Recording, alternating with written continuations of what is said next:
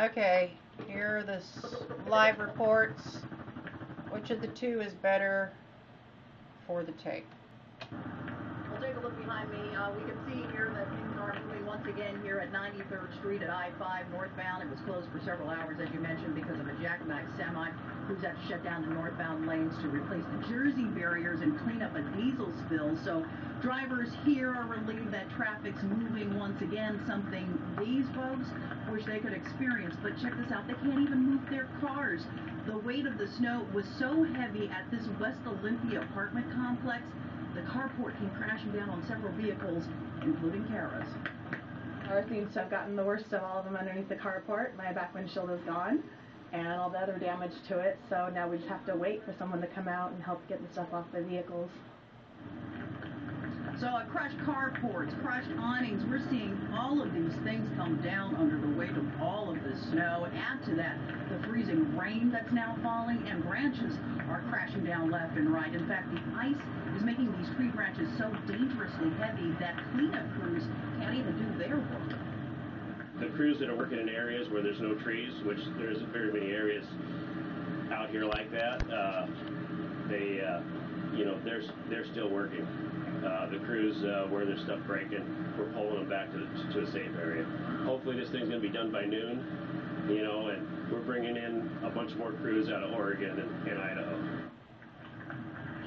So a lot of people out here needing a lot of help, and we were talking about these branches coming down because they're so heavy. We've actually seen them breaking off, cracking and popping, coming crashing down, all because of this freezing rain. And a lot of people might say, how can I recognize freezing rain? Because as it falls, it comes down and drops. Here's your indicator. You have an antenna on your car, freezing rain, you're going to see a sheet of ice form like this. If you see anything like this, either on your antenna, on your windows, on your windshields, your mirrors, side mirrors, things like this, this is an indication of freezing rain. So that means you're going to really want to watch your speeds on the road. It's not like the snow isn't bad enough and now the standing water, but now this ice. It is serious business out here, folks. So keep it here with Q13 Fox News. We're going to continue to track things here in Thurston County. A real mess this morning. I'll check back in with you probably in just about an hour. But for now, reporting live in Tumwater, I'm Angela King. I'll send it back to you. County near the community of Gorst with the latest. Angela? Well, I just got off the phone with a member of the Kitsap County Sheriff's Department, the agency investigating this deadly shooting, and they confirm they have found the suspect's vehicle not too far away from where the shooter was shot to death. As for the suspect himself, he is still on the loose, considered armed and dangerous at this time after shooting that state trooper right here along Highway 16 near Anderson Hill Road. Now, we're still waiting to get more information about the trooper, but investigators say he pulled a truck over just before 2 o'clock this morning, but when he failed to check in, dispatcher sent another officer over to check on him. That's when they found him shot. He was later pronounced dead at St. Joseph Hospital in Tacoma. Now, once that call came in, officers throughout the region started staking out the freeway from here in Kitsap County to Tacoma. And we were right in the middle of talking to the spokesman about why the suspect was pulled over in the first place when word about that suspect vehicle being located came in. I've learned in my years of law enforcement that there's no such thing as a routine traffic stop. I don't know the reason that the trooper made the traffic stop. So I don't have any information on the reason for the traffic stop at this point. So you can see officers right there wasting no time to go check out reports of the suspect vehicle being located. Now, as we've confirmed with the Kitsap County Sheriff's Department, the suspect's vehicle is a 1999 dark green Ford F-350 pickup truck.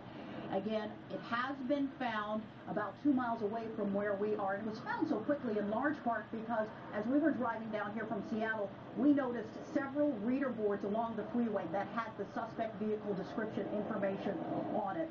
So again, officers have found the suspect vehicle, but the man believed to have shot the state trooper to death is still on the loose. So keep it here with Q13 Fox News this morning. This story is literally developing minute by minute. We'll have another live report for you coming up in just about 30 minutes. But for now, reporting live in Kitsap County near Gorst, Angela King, Q13 Fox News. Thank you very much for that.